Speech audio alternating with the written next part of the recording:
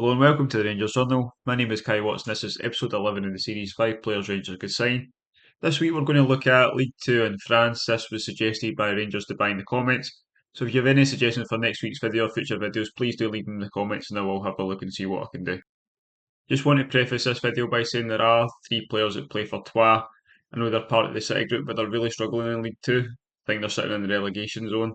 So obviously they could be moved between teams that are in the City group, but I'm not sure if the players are high enough quality to go to the likes of Man City or Girona. I think for the right price they could be tempted to come to a club like Rangers. They are players of much higher quality than getting relegated down to the National League in France. So just want to say there are three players that do play for Troyes, and I'm obviously aware of the situation regarding them in the City group, but I still think, as I said previously, if the right price was there, then they could be tempted to come to Scotland. First player we're going to look at is Abdoulaye Ndiaye. He's a left-footed centre half. He's 22 years old, Senegalese, 6'1", first player that plays for Troyes, and he's currently valued by transfer market at 2.5 million. Looking at his key stats, in 20 appearances, he's got 3 assists, 85.6% pass accuracy, 74.7% long ball accuracy, 69.1% tackles won, 57.7% duels won, 52.1% aerial duels won, 1.32 interceptions, and 5.61 recoveries. Defensive numbers are very, very solid, but probably the most impressive thing about Ndiaye's ability on the ball. He's obviously a good passer, as you can see by the stats, but he's very composed in possession, very John Souttar-esque in the way he can take the ball and drive up the pitch. Exactly what Rangers need on the left side. He's also a very good one-on-one defender. Again, it's something that Rangers struggle against with like physical strikers or strikers that can run in behind. He's very good at man marking players, and again, he's good if players are running at him. He's good defending one-on-one. He's a brilliant player. He's definitely too good to go down to the National League with Troyes. He's maybe the best player in terms of current ability on the list. So there is a chance Girona maybe take him and move him out on loan. But if that's not the case and he's not going to be moved around the City group, I think he's a great option for Rangers for next season. Next player on the list is probably the player I think that has the highest ceiling. So Abdoulaye Kante plays a 6 or an 8, is an 18-year-old Frenchman, 5'8", plays for Troyes again, valued at 650k by transfer market. 18 appearances this season, he's got 2 assists, 84.2% pass accuracy, 60% dribble success, 68.9% tackles won, 44.4% duels won, 1.56 interceptions, and an incredible 8.54 recoveries. Again, for a 6, you'd want the duels to be higher, the tackles one's very high, good passing accuracy, good dribbler, the interceptions are very good, and the recoveries are incredible. So it shows a good reading of the game. He's also a player that covers a lot of ground, despite actually looked into to see if he was related to N'Golo Kante. It doesn't seem like he is, but in playstyle he's very, very similar, as that way he covers a lot of ground, very high energy, good at nicking the ball away. Again, the recovery show that he's good at picking up loose balls. Just would like to work on the dual numbers, but again, he's only 18, only got experience playing in League Two. I think he's the type of player he's may not come straight into the first team, but he's probably got the highest ceiling of the players on the list.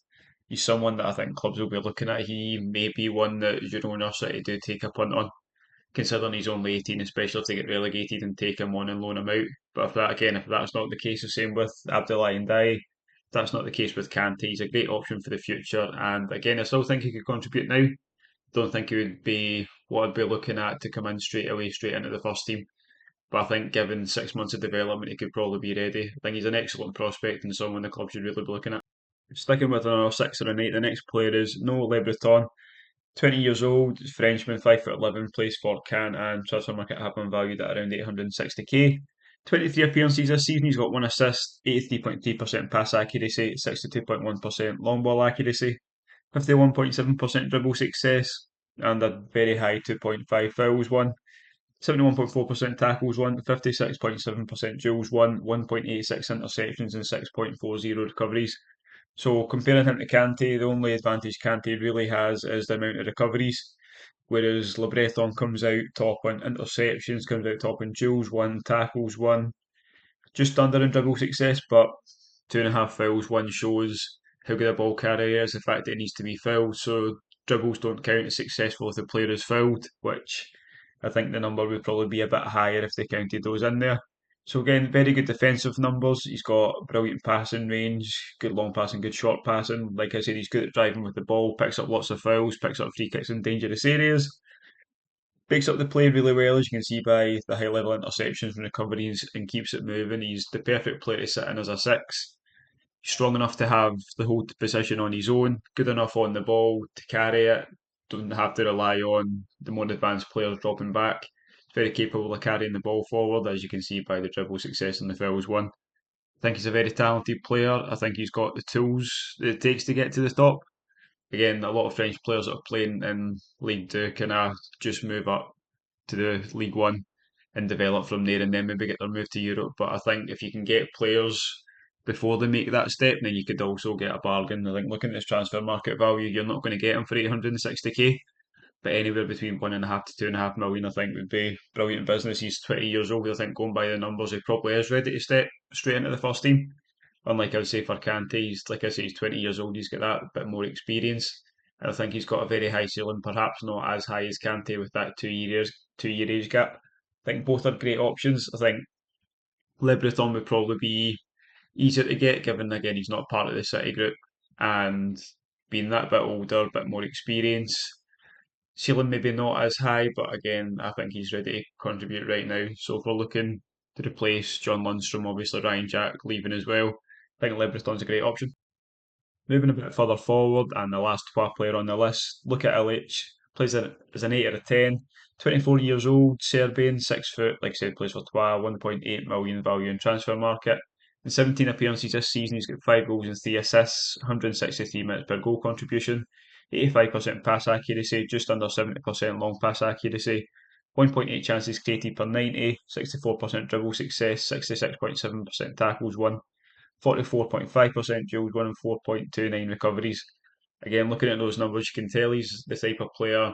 Obviously, 12 spent a bit of money in the summer. Like for Ndiaye, they spent 3 million, they spent around the same price for Illich. They brought in a lot of players that are probably too good for League Two. Obviously, being part of the City group, they've got a bit more money to spend. Illich is in that list. He's got 8 goal contributions in 17 appearances. Like I said, 163 minutes per goal contribution. He's too good for that level, especially considering they look like there's a chance they might be relegated. He's a player at 24 they might not think is ready for La Liga and Girona, and definitely not ready for the Premier League and City. So he's the type of player, if again the valuation's right, Rangers could probably sneak in there. As you can see by the 5 goals, he's got great eye for goal, good passing range and great vision. He's a technically gifted creator and a very strong ball carrier. Looking for a player that can play that, is that more advanced deeper line play? They can do that job. You like the Jules want to be a bit higher there, but he's got a good tackle win rate, good recoveries, and obviously he's a good passer of the ball. But I think he'd be most effective in the 10 role, where Cantwell and Lawrence have kind of occupied. Both of them have been hit and miss. Cantwell was obviously brilliant at the weekend, but I don't think he's shown that enough. So I think having someone like Lukalic in there, especially if the likes of Hadji and Lammers are going to be sold on, we've went from having too many players in the 10 to players that aren't contributing enough. So I think looking at Lukalic's numbers, I think he could come in, contribute straight away. And again, looking at the player trade model, he's still only 24. I think a couple of years at Rangers showing what he could do, and he could be sold for a big profit. Final player on the list this week is probably my favourite player. So Moussa Silla has played as a right wing and a striker this season, 24 years old, Frenchman, 5'11", plays for Pau on loan from Cannes. Transfer market having valued at 1.8 million. 31 appearances this season, he's got 14 goals and 7 assists, 0.5 goals per 90, 120 minutes per goal contribution, 19% conversion rate, 1.28 chances created per 90, 48% dribble success and 1.67 fouls won. I think he's the most exciting player on the list. And looking at his career, he came through the Monaco Youth Academy. He was expected to be a wonder kid playing first team football at 17. He then went to Utrecht. So he had a really good season in 21-22, got 9 goal contributions in 27 appearances. Unfortunately, couldn't maintain that on to the next season. That's when he moved to Cannes. But last season, again, he had a poor season for Cannes, and that was why they loaned him out. But he's regained his confidence in himself, and he's had a brilliant season for Pau this year. And he's now got them contending for playoff promotion, whereas they were just a mid-table side last season. So you look at 21 goal contributions, 31 appearances, a goal every other game, then 120 minutes per goal contribution are really incredible numbers. He's a quick, powerful and versatile forward. He can play all across the front line. He's mostly played as a right wing and a striker this season. Again, he's good finish. You can see that 19% conversion rate, especially for someone that plays out in the wings very high. A lot of strikers don't even hit those numbers. So to have that as a winger again is very impressive. He's getting back into his stride. He obviously had a fall. He was probably on top of the world coming through Monaco's youth academy and getting first team football at that age. And then the move to Utrecht probably seemed like a good idea at the time. Again, not many players go to the Netherlands, and a lot of players go to the Netherlands, sorry, to help develop themselves. It's obviously a nation where a lot of good football's played, good quick attacking football. So it probably seemed like a good move to get more exposure to first team football he had. He did have one good season there, like I said, 21-22. Then next season couldn't maintain that, and again, moved to Cannes. He just couldn't replicate any type of form last season, so that's why they went and loaned him out. Then they loaned him out to Pal in League Two, and he's been on fire this season. I think he's a player that again is too good for that level if they don't get promoted. Obviously, he's on loan from Cannes anyway, so if Cannes don't go up, I think he's a brilliant option. Even if they do go up, I think if you get in early enough, because teams in League One will be looking at him to make that step up and show if he can do what he's done in the league below. So I think at 24 years old, just becoming into his stride again, he's one of those ones like Illich, as previously mentioned. I think he's too good for the level. Comes in, keeps those performance levels up a couple of good years, and then you could probably sell him on back to a team in France or a team down south for really good profit. So that was 5 players I think Rangers could sign from League Two. Again, a massive thank you for watching the video today. Please leave comments down below on what league you want me to cover next. I will look at all of them. I'll try and get to every league I possibly can. Some leagues are more difficult to get stats from, so it's just a bit more difficult finding where to get them. I will get them eventually, and putting the graphics and stuff together is a bit more difficult when they're not readily available on the likes of FotMobs. FotMobs what I use for the stats. It's where the radar comes from on the right hand side. It's where all the per 90 stats come from. So if anything is not on FotMob, it's a bit more difficult to get, but we'll still work really hard to try and get it. I want to cover every league that you want to see, and there's also some very interesting leagues I think there's markings in. So any leagues below you want me to cover, leave a comment. I'll have a look and see if I can do that next week. And if it's not the next league I do, then I'll definitely look to do it in the future. So again, I just want to say a massive thank you for watching. Please like and subscribe. It really helps the algorithm, helps grow the channel.